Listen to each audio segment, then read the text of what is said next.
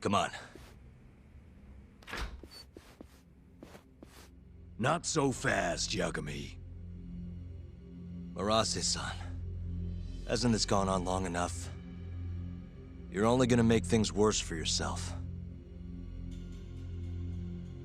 Hamura has an alibi. Someone else clearly killed Kume.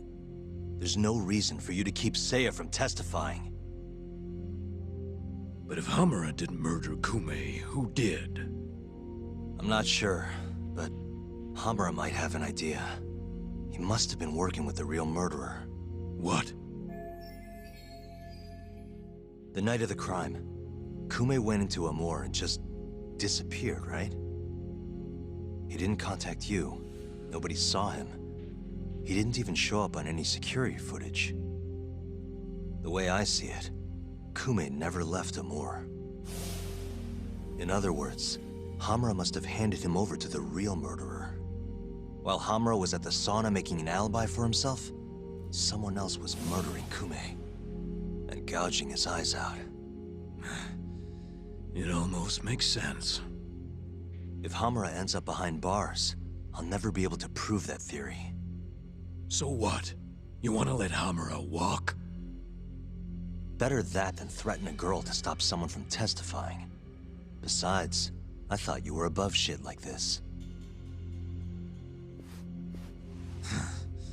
All right, just get out of here. You got guts for a detective. Huh. Thanks.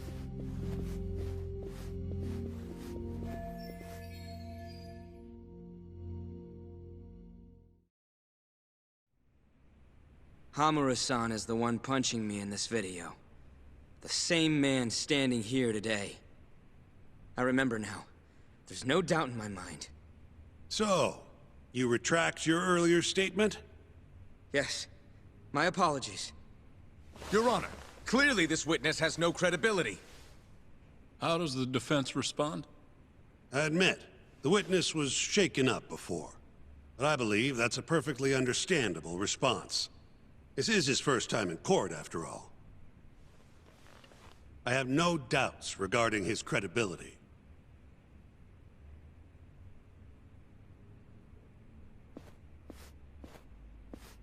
This Stardust establishment. It's a host club, yes? How long have you been employed there?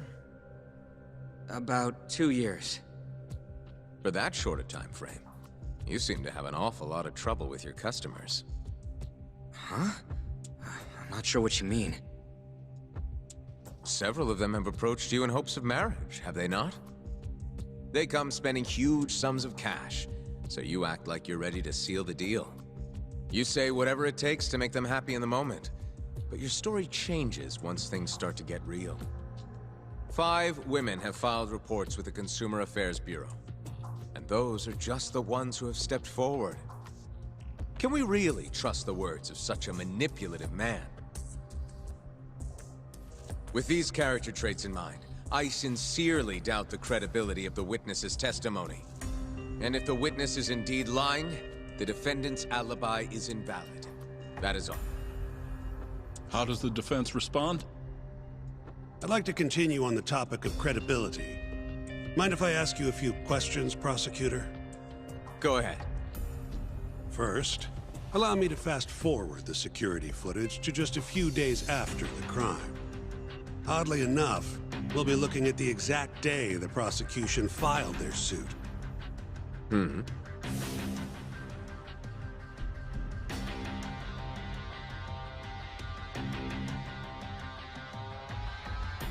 Isn't that you, prosecutor? Yes. And in this footage, you're reenacting the altercation that took place between the defendant and our witness, yes?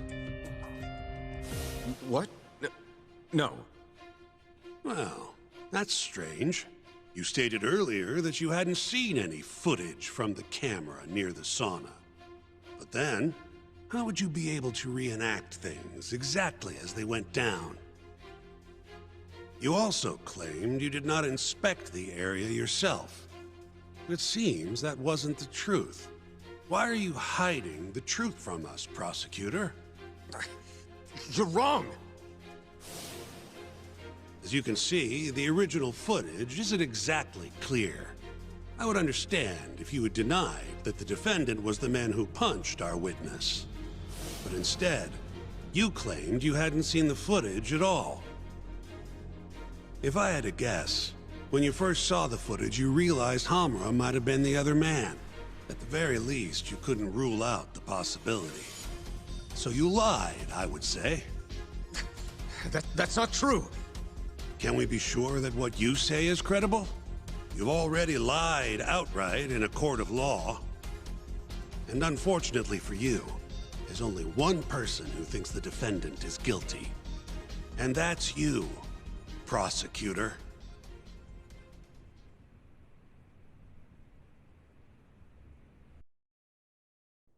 The night Kume got murdered, Hamura was holed up in Sauna Go 10 till morning. The footage from the security camera, Hamura's alibi, Seiya's testimony, it all lined up. With a story that airtight, there's no chance he could have killed Kume. We find the defendant, Kyohei Hamura, innocent. I will now clarify the reasoning behind this decision. Defendant, please be seated. The judge was right. Hamura definitely didn't kill Kume. But he had to have been involved. Meanwhile, the real killer is still out there, hiding in the shadows of Kamurocho. Murdering Yakuza, gouging their eyes out, retreating into his den. So, I've given him a name. The Mole. A lawyer's job is done once he proves the defendant innocent. But me? I'm not a lawyer. Not anymore. Meaning my search for the truth only ends when I say it does. My office might be small, but that doesn't mean I don't have a reputation to uphold. In other words, I'll do whatever it takes to bring Hamura and the Mole down.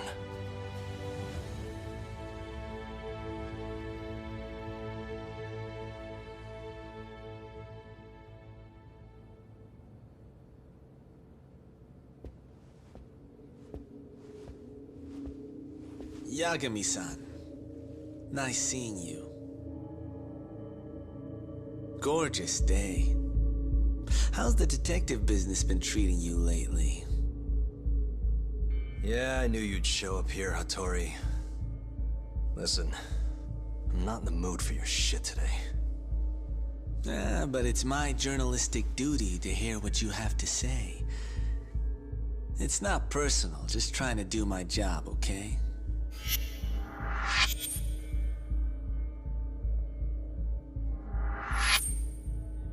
Well, I've already seen what your so-called job produces. Fraudulent lawyer lets a murderer walk. Helpless girl suffers the consequences. You and I both know. You're the only reason the girl died. You just had to go and set that killer free, didn't you? And the good people who raised her still suffer for it. You can't be coming back now. What would her poor family have to say to that, huh, Yagami-san? No need to worry about that. If you say so. See you around then.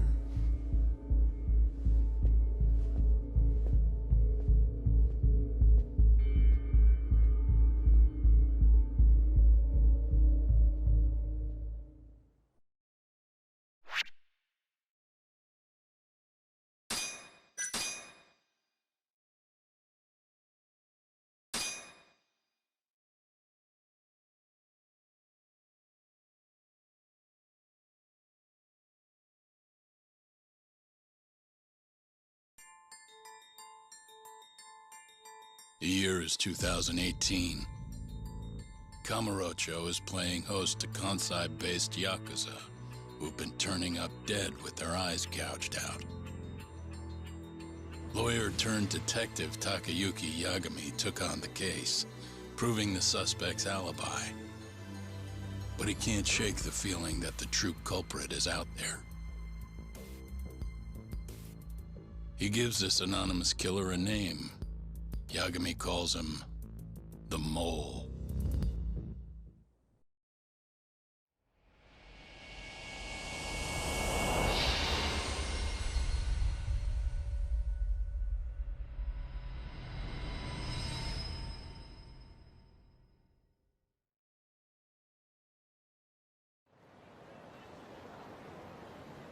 Three bodies have turned up in Kamurocho, each of them missing both eyes. Everyone a Kyorei, man. Kume's the most recent. And the guy who killed them all was your mole, huh? Yep. Got Kume hand-delivered to him by Hamura. But Hamura kept that hidden, and ended up getting off scot-free. In turn, making us look like fools. I'm not about to let him get away with this. Agreed. We gotta go all out if we want to win. Too bad the pay sucks. Don't hate, man. I don't get it. Why would the captain want to protect the mole anyways? He could have gotten life in the slammer if things went south. Hard to say with what we know now. First things first, we need to figure out who the mole is. That's why we're here, remember? The mole's first victim was found right in this very alley. Mm-hmm. Happened back in August. Kenkichi Mashiba, a Kyorei guy, 27. Pretty small time. Even lower rank than Kume. Body got reported in the morning. Eyes gouged clean out of his skull. Where exactly did they find him? What sort of position was he in? Not sure. Cops don't really publish those kinds of details. Well, guess we'll have to do one better then. Hold up a sec.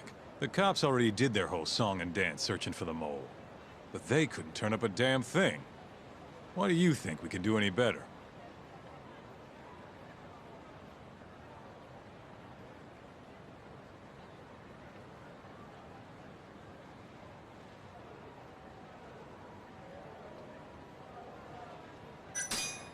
Doesn't matter whether or not we can do better. We have to. Hamura made us look like fools, and I'm not about to stand for that. Right. Anyways, the next victim was in, October. Found in an alley off Tenkaichi Street. Shall we head over? I'm actually gonna head over alone if you don't mind. Think you can get in touch with that informant in the meantime?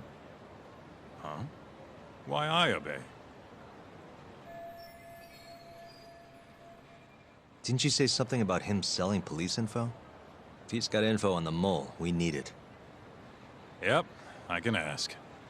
Thanks.